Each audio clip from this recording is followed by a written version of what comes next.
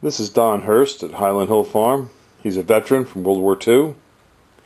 Pop, did you always follow the commands of your commanding officers? Absolutely. What if you were given a direct order and you failed to comply with it? What would they call that? They'd have me in the jug. And what would that be called? I'd be going against all principles that I swore to when I entered the Army. Obey my officers and protect this country. Would that, if a group of officers failed to follow out the lawful command of their commander-in-chief, i.e., military officers failing to follow through with the command of Barack Obama, would that be considered a mutiny? Yes, it would be. Okay. It appears that Bob Woodward's book is pointing out that our commanding generals were told by the president to come up with a plan, an exit strategy for Afghanistan. And this occurred last year.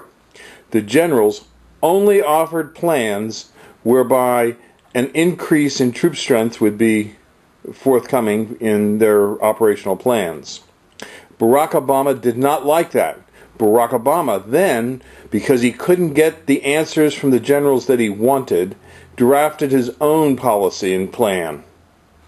Now, if a group of officers fails to follow through on the command of the commanding general officer or the president, they should either resign or they should be brought up on charges and court-martialed. But obviously Barack Obama didn't want to do that because Barack Obama's only interest was in not losing the support of the left-wing fragment of the Democratic Party that is supporting him. Now, this is a very serious allegation. Either we have officers in the military refusing to obey a lawful command, or we have a commander-in-chief who is reckless in his carrying out his duties as commander-in-chief. I think he's absolutely reckless as a commander-in-chief in this particular situation. I think that Barack Obama is in over his pay grade.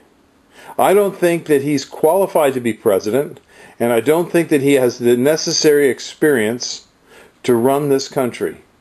There's not much we can do about it as a nation now.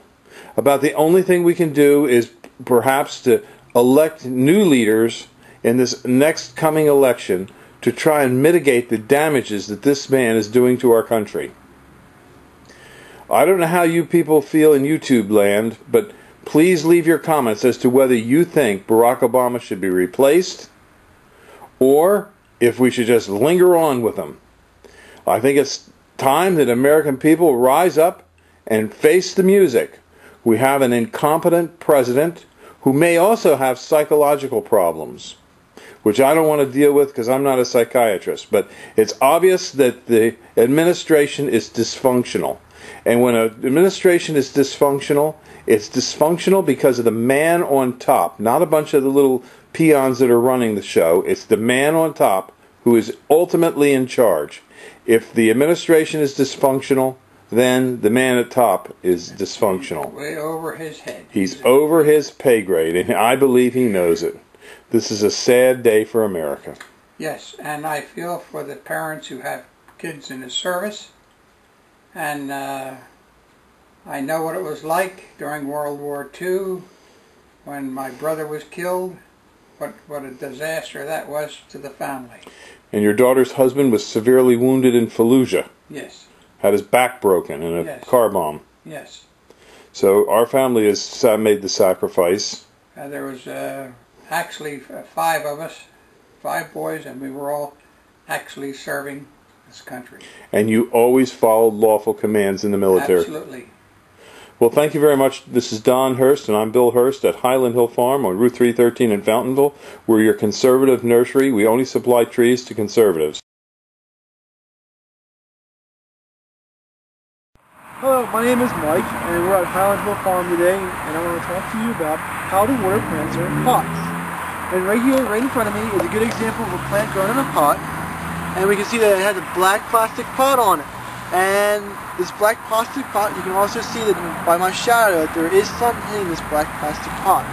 And since the sun is hitting this black plastic pot, it warms up much faster than if it was in a red or in a white pot. So if we do have a pot like this, we have to make sure that we water it very well. For if the sun heats up the soil inside it too much, the plant will dry up faster and the roots will die if soil is dry. So we got to make sure that wherever pot that we have, if it's facing the sun, doesn't matter if it is black or not, but if the sun is hitting it, we have to make sure that that side of the pot is always well moist. Another thing that we can also do when we're watering plants in pots is to make sure that we water them frequently. If we water them once a week with a real good dosing, it's not good as if you're going to water them 3 to 4 times a week and just making sure it's moist. Or if we let the pot dry out, the plant will die. With this media in it, with most media in pots, it's very porous. And with that porous means that the air can go in and out of the soil. And when it goes in, and when it comes back out, it can take water out of it as well. So with this porous media, we have to make sure that the plant remains moist in the pot.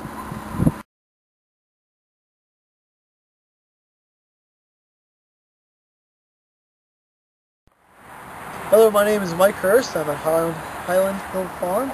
And right here we have our Niagaras that are 4 to 5 foot tall, which are really nice size.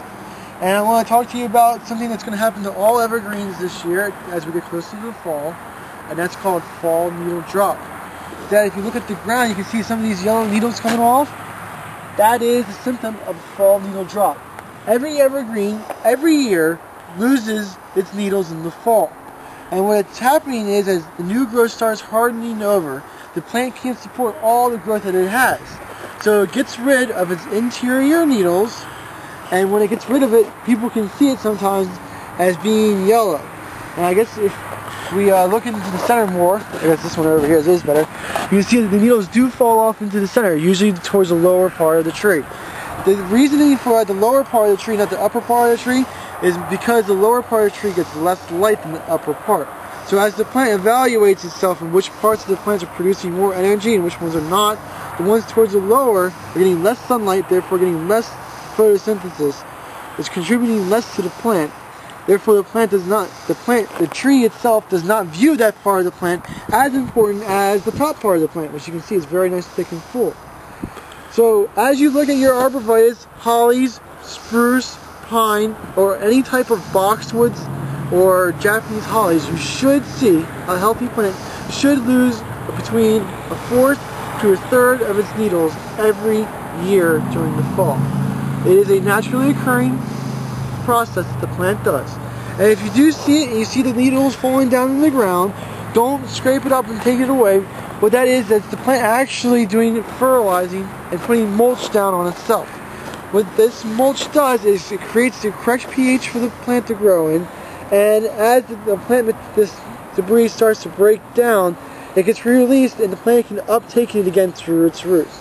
So if you just let it sit there and let it decompose on its own, it is part of the plant's natural system, and that is how healthy plants live. Okay, thank you very much, Mike. We're on Route 313 in Fountainville, PA. This is Highland Hill Farm, and we grow thousands of arborvitaes, pine trees, spruces, junipers, and we have lots of material for you to come to see at our 313 location. Give us a call at 215-651-8329. Thank you. These are our blood-good Japanese maples here at Highland Hill Farm. We have larger sizes as well as smaller sizes, and we also have weeping Japanese red maples and also green maples. So give us a call, 215-651-8329. These are Bennett's compact hollies. A nice bush for along a walkway, easy to maintain, hardy, and not expensive. So give us a call, 215-651-8329 at Highland Hill Farm. These are dwarf nandinas. They get about 3 feet high. They'll have red foliage throughout the winter, white flowers in the springtime, and red berries in the late summer.